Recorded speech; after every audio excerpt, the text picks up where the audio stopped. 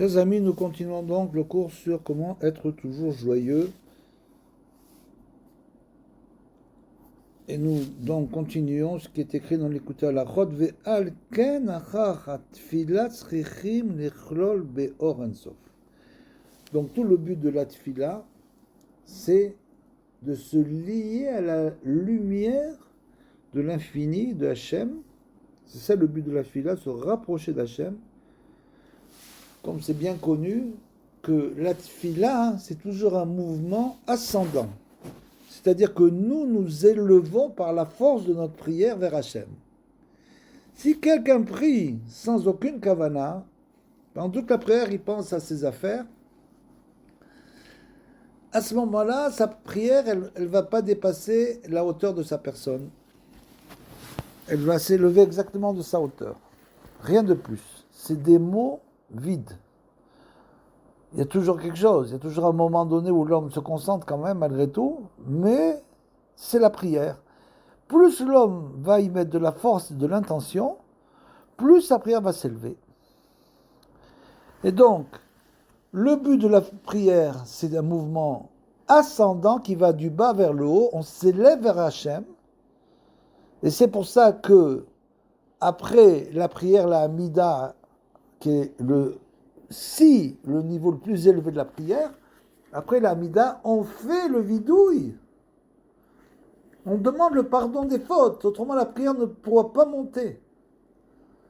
Comme dans notre vie, on doit demander le pardon de nos fautes pour arriver à sortir de nos épreuves, de la même manière que quand on prie, après la Hamida, on doit faire le vidouille pour élever notre prière et atteindre ce qu'on appelle l'infini divin. Chez Yefshar Kimalede Simcha. Et donc, ce niveau-là ne peut être atteint que grâce à la Simcha, justement la joie.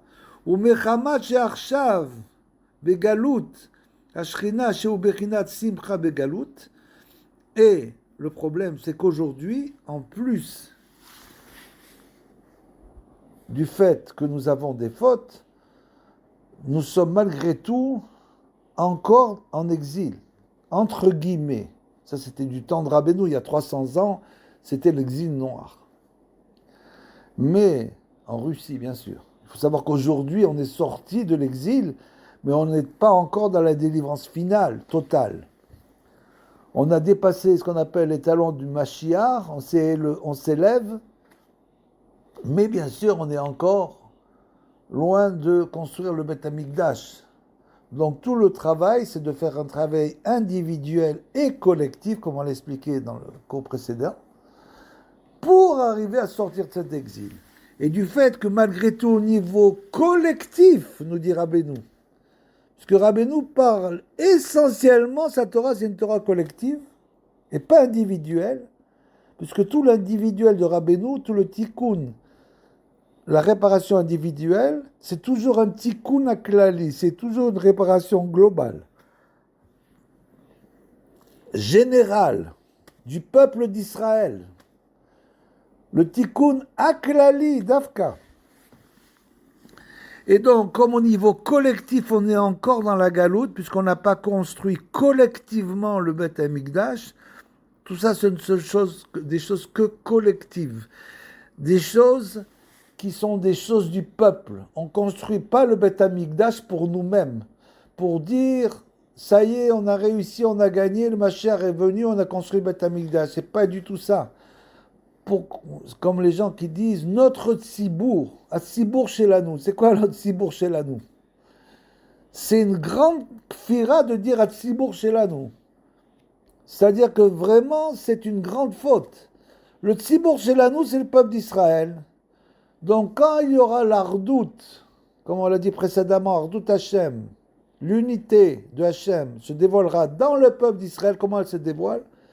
Quand il y aura l'ardoute du Ham Israël, quand il y aura l'unité du peuple d'Israël, tout simplement. Quand il y aura cette unité-là, à ce moment-là, Hachem pourra se dévoiler dans le peuple d'Israël et pas dans l'individu seulement. Dans le peuple, et à ce moment-là, on pourra construire l'instrument qui permet au peuple d'Israël entier de se relier à Hachem, qui s'appelle le Beth Amikdash. Et Donc, si on comprend ça, on comprend à quel point aujourd'hui on est d'un côté, on est prêt. Pourquoi? Parce qu'on est revenu sur la terre d'Israël, qu'on se rapproche sans arrêt de l'endroit du Beth Amikdash. Mais de l'autre côté, on comprend à quel point on est loin de ça à cause du fait qu'il n'y a pas d'ardoute dans le peuple,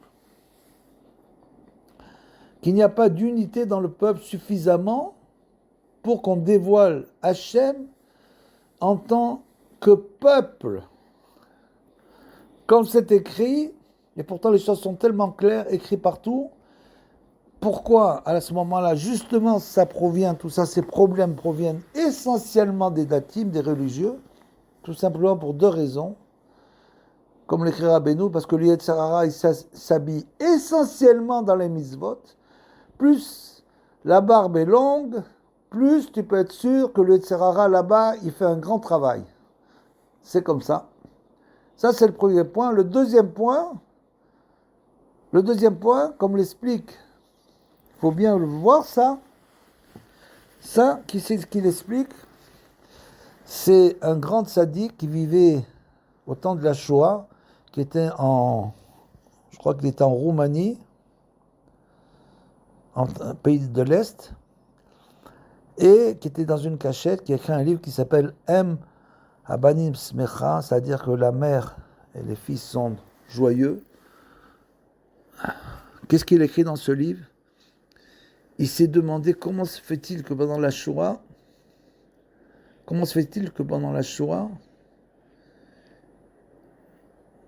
tous ont été malheureusement pris, les datim, l'odatim, c'est le kashour, les rosh yeshiva, les étudiants des yeshivot, tous, ils sont tous morts.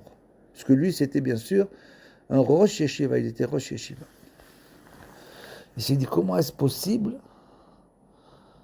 qu'on ne fasse pas une différence entre ceux qui ont, entre guillemets, des fautes et ceux qui n'ont pas de fautes?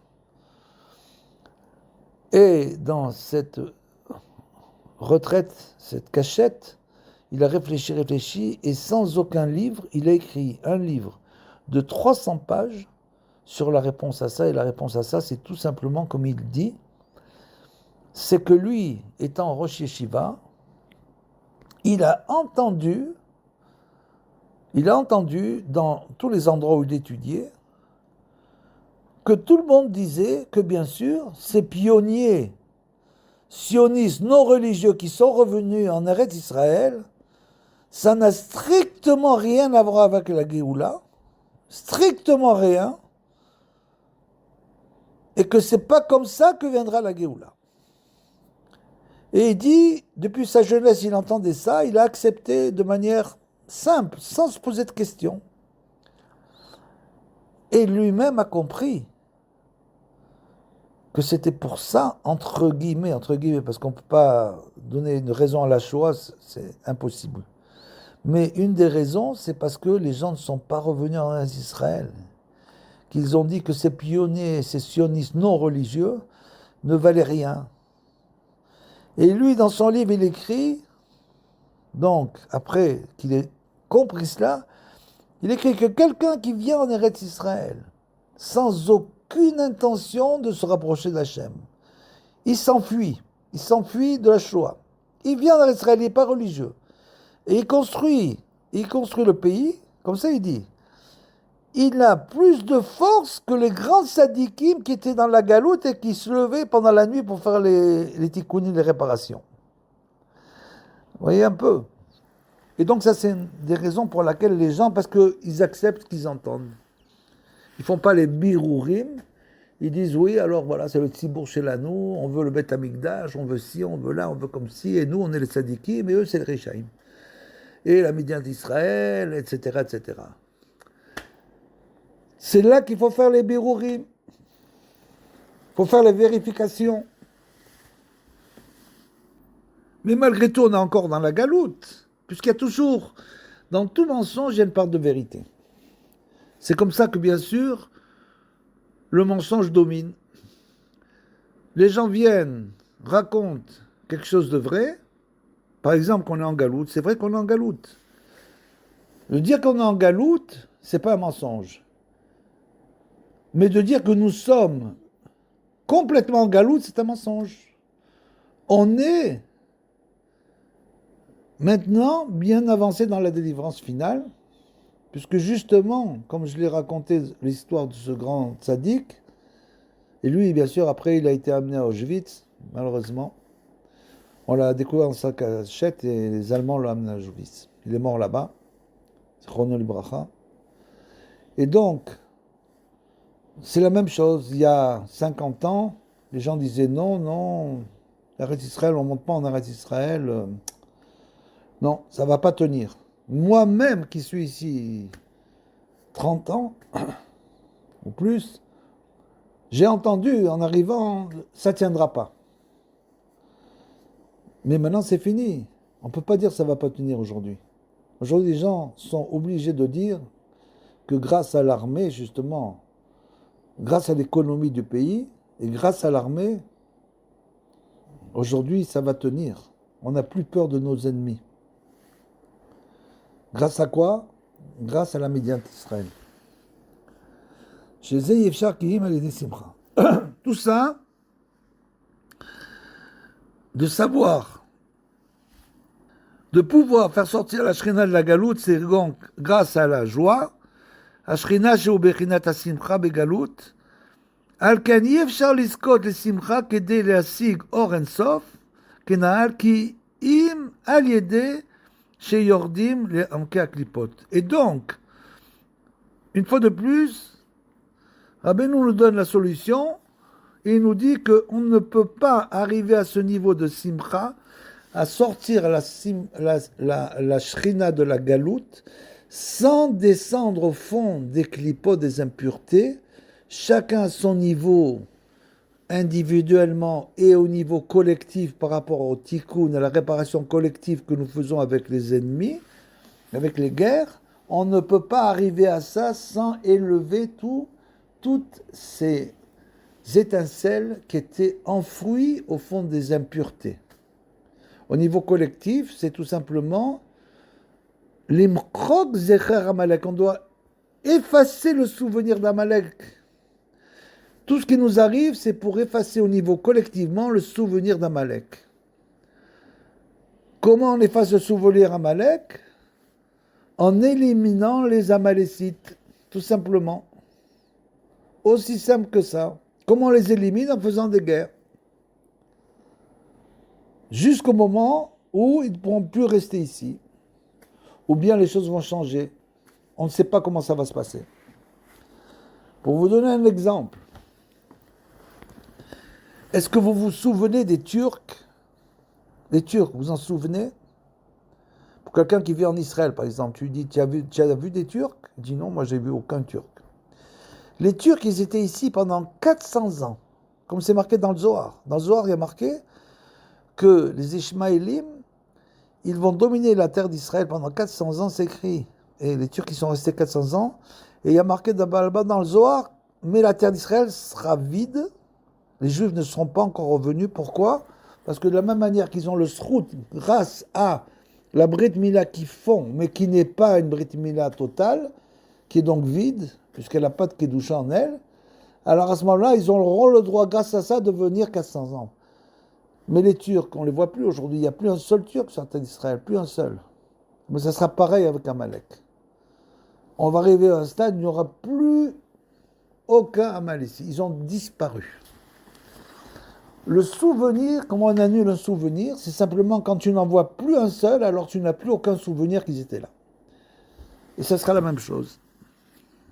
Et donc, dès l'instant où l'homme, de manière naturelle, cette simcha-là qu'on demande de nous, c'est pas une simcha.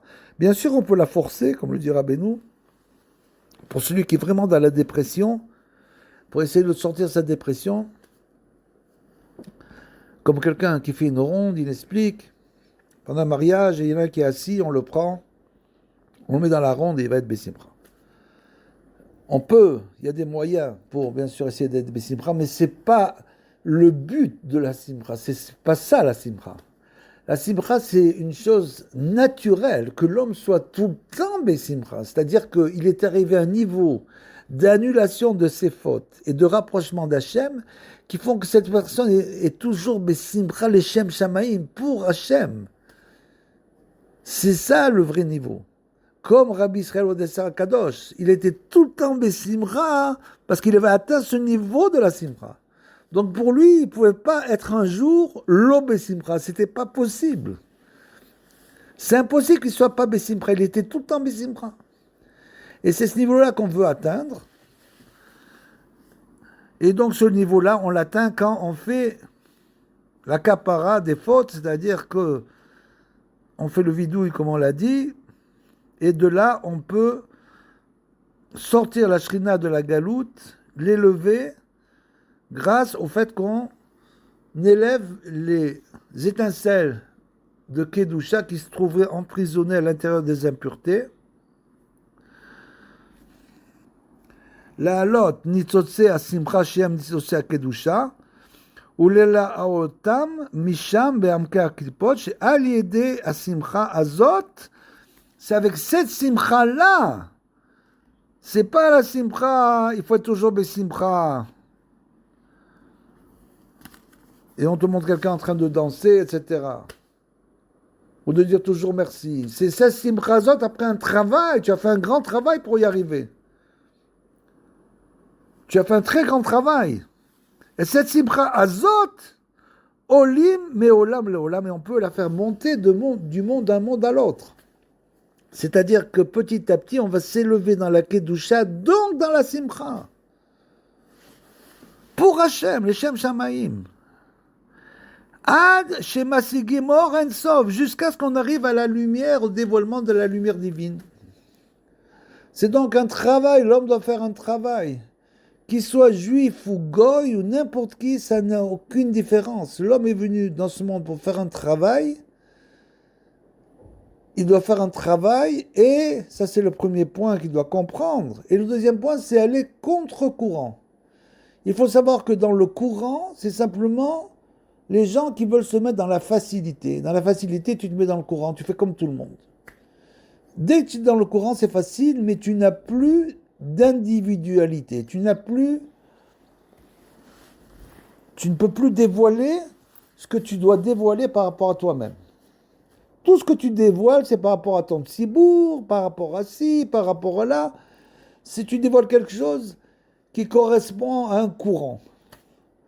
Ça veut dire que l'homme n'a pas dévoilé ce qu'il devait dévoiler. Il doit, pour dévoiler, être individuel, comme le Baal Shem Tov, comme Rabbi Nachman, comme tous les grands tzadikim à leur époque, comme le Ramchal, comme le Rambam, ils étaient tous à contre-courant, tous. Il n'y en a pas un qui n'était pas à contre-courant. Le Rambam lui-même écrit, j'ai pas voulu dévoiler cette halakha parce que je sais que tous les rabbanim auraient été contre moi. Le Ramchal, il a été mis en chérem. Le Rav Kook, il a été mis en chérem. Rabbi Nachman, il a été repoussé, détesté de tout le monde. Pas tout le monde, mais enfin, tous ces gens-là. Et le Baal Shem Tov, c'est pareil. Et tous les grands sages, c'est pareil. Ils sont tous venus dans la génération pour dévoiler une Torah qui était à contre-courant.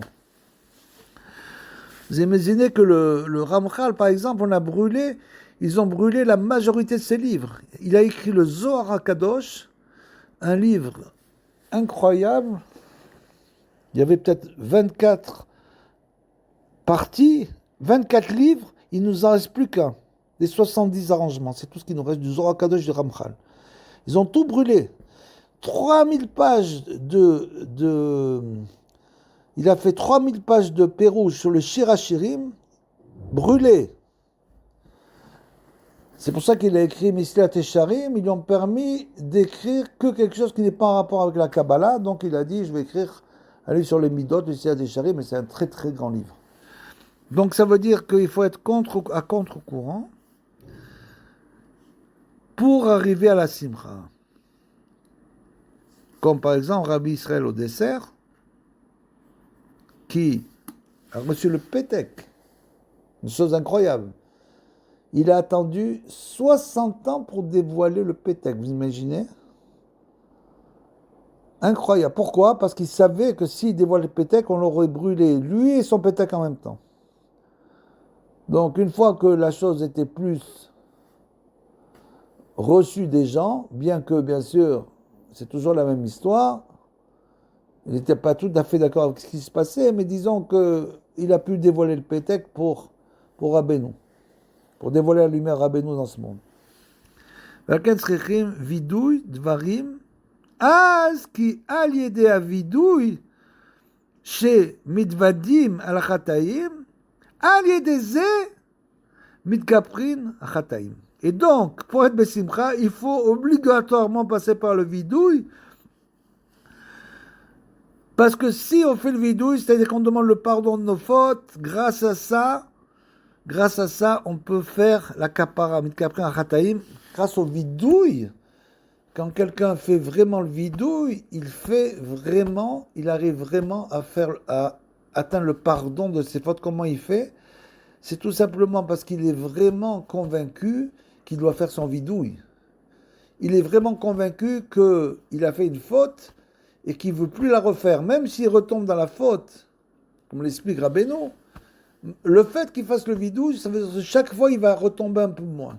Il a réalisé qu'il faisait une faute. Il a réalisé qu'il ne veut plus tomber dans cette faute. Et donc, dès cet instant où il réalise, à ce moment-là, il fait la kapara. Bien sûr, ça va passer par des issourim, parce qu'il n'y a pas de kapara sans issourim. C'est impossible. C'est impossible. Mais disons que si il fait le vidouille et après ça, il est saméar, il est vraiment saméar, à ce moment-là, les issourim, ils seront berachamim. C'est-à-dire que les épreuves, on va lui envoyer des épreuves, mais pas des grosses épreuves. Petit à petit, il va faire la kapara des fautes. Ve'alken tzriche vidouille, comme on vient de le dire. Umode ve'ozev. Et donc il doit, comme dit Michelet, il doit reconnaître et abandonner la faute. Quel yadé avidouille ma'alin kol anisosot shenaflo ayedé achataim, comme on l'a expliqué. Ve'az כשעולים הניצוצות, הקדושה על ידי מחילת עוונות, שזוכים על ידי הווידוי, אז עולה השמחה. Et là, Rabbeinu nous explique que finalement, à quel moment la simcha véritable arrive à l'homme, c'est uniquement une fois qu'il a fait le vidouille et qu'il élève toutes ces étincelles de sainteté, à ce moment-là, il arrive à l'annulation des fautes qui, grâce au vidouille, comme on vient de le dire, et c'est-à-dire qu'après, il pourra ressentir la vraie joie. Donc c'est un grand travail. Miagalout. À simcha miagalout, il va sortir la simcha de la galoute dans laquelle il était, parce que tant qu'on est sous le poids de nos fautes, comme on dit, tant qu'on est sous le poids de nos fautes, on est totalement en galoute. On n'arrive pas du tout à être Bessimcha. Pourquoi? À cause de nos fautes, bien sûr. Chez Oikar Kedusha. Et donc, il arrive vraiment dans la sainteté. Allié des Simcha Zot. Et grâce à cette Simcha, vous voyez ce que dit Rabbeinu, c'est pas la Simcha de boire du whisky ou une simcha extérieure. Malheureusement, les jeunes, on leur dit qu'il faut être bessimcha. Alors, il y en a beaucoup qui vont tomber à cause de ça. Malheureusement, ils ne comprennent pas que c'est un travail. Donc, la simcha azot, c'est le vrai simcha. Zochim likalel be'or sof. Et à ce moment-là, l'homme arrive à se fondre dans l'infini divin. Les asigo bebechinat mate velemate, comme c'est écrit, chacun selon son niveau. Veze be'atzmo bechinat nefilat apayim, shemevoir be'kavanot, she'az mapelim et atzmo le mata. Pourquoi c'est écrit nefilat apayim? Tomber sur la face. Après le vidouille, il y a le nefilat apayim. On doit tomber, vous savez, les Ashkenazim, eux, ils se mettent comme ça, ils mettent la tête en bas. Pourquoi on doit tomber sur la face? Quel est l'intérêt de tomber sur la face? Comme c'est écrit dans les Kavanotes, chez Mapelim et Asmo, parce que l'homme doit véritablement se jeter à terre. Il doit se jeter à terre. Pourquoi il se jette à terre? Pourquoi est-ce que l'homme va se jeter à terre? Pourquoi quand les Israël fautaient, Moshe Rabbeinu et Aaron, c'est marqué 10 fois, 20 fois dans la Torah, ils se jettent à terre. Pourquoi ils se jettent à terre? Ils se jettent à terre pour obtenir le pardon d'Hachem. En quelque sorte, ils disaient, nous sommes aussi coupables. On se jette à terre. Pardonne-nous. Nous sommes un peuple, nous sommes coupables, pardonne-nous. Donc on doit se jeter à terre. Tant que l'homme ne ressent pas le besoin de se jeter à terre, de s'allonger par terre et de crier vers Hachem, ça veut dire qu'il n'est pas encore arrivé au niveau de la capara de ses fautes. Lui, au contraire, il est hautain, il domine tout le monde, il explique à tout le monde comment il faut faire pour arriver à la Kedusha. C'est exactement l'inverse. Il faut se jeter à terre et que tout le monde se jette à terre. Comme c'est écrit que dans la Beth Amikdash, les gens priaient, venaient s'allonger par terre dans le Beth Amikdash. Parce que plus l'homme se rapproche de la sainteté, plus il ressent sa petitesse, qui n'est rien du tout. Comme on dit mon cher Rabbeinu, Ve'anachnouma, qu'est-ce qu'on est nous? Qu'est-ce qu'on est? On n'est rien. Tant que l'homme ne se jette pas à terre, ça veut dire qu'il pense qu'il a encore quelque chose. Comme on le fait par exemple sur le Kivre Sadikim, on se jette à terre au Kivre Sadikim. Il faut les contre-courants. Ce qu'on appelle Nefilat Apaim. La terre, la face contre la terre. Et c'est comme ça qu'on fait la capara des fautes. Nous dit Rabbeinu, Nefilat Apaim, chez Mevoar, Bekavanot, chez Azmapilim et Asmon se jette à terre. Les mata, en bas, 2 fois. Pourquoi? Plus bas que terre, en français. Ça veut dire que tu dois te jeter plus bas que terre, les mata, les citras des motas, qu'aider la halot, à Kedusha Misham, de tomber dans le domaine des forces de l'impureté de la mort, jusqu'à aller là-bas, pour élever là-bas les étincelles qui s'y trouvaient. C'est que comme ça qu'un homme peut être simcha. Ve'az naase tachlit hayechud. Celui qui arrive à ce niveau, il arrive au tachlit hayechud. C'est-à-dire qu'il arrive à comprendre la providence dans ce monde. À se rapprocher d'Hachem au point que tout devient clair pour lui. Qui a Beatalia, parce que les deux choses sont dépendantes l'une de l'autre, qui ifshar la sig velagia le bechinat tachlit hayechud, sheu bechinat asagat orensov, parce qu'on ne peut pas arriver à se rapprocher de la lumière divine, de l'infini, qui est le but de la providence. On pourrait dire le tachlit hayechud, c'est le but donc de la providence divine. Pourquoi les choses se passent comme ça? Comprendre la providence divine, comme Moshe Rabbeinu dans le désert, chez ou Bechinat Asagat Orensov, Bechinat Anal, qui imaliédé Simcha, parce qu'on ne peut pas le comprendre ça sans arriver au niveau, ce qu'on appelle le niveau de cette Simcha, de cette joie. Cette joie, c'est un niveau spirituel très élevé. Et bien sûr, c'est pas en dansant 2 minutes que tu vas arriver à ce niveau. Tu comprends maintenant que c'est un grand travail. Au niveau de cette joie-là, chez Zorkim Aliédé, chez Yordim Leamkea Klipot, qu'on mérite, grâce au fait qu'on va se jeter, on descend au fin fond des impuretés, la halot à Kedusha, chez ou à Simcha Misham. D'élever de là-bas à la Kedusha, qui est en fait la Simcha, transformer, c'est-à-dire transformer la tristesse qui se trouve là-bas, du fait de l'emprisonnement à cause des fautes, sortir les fautes de là-bas et les élever, les fautes qui correspondent à la tristesse, et les élever et les transformer en joie qui correspondent à la Kedusha.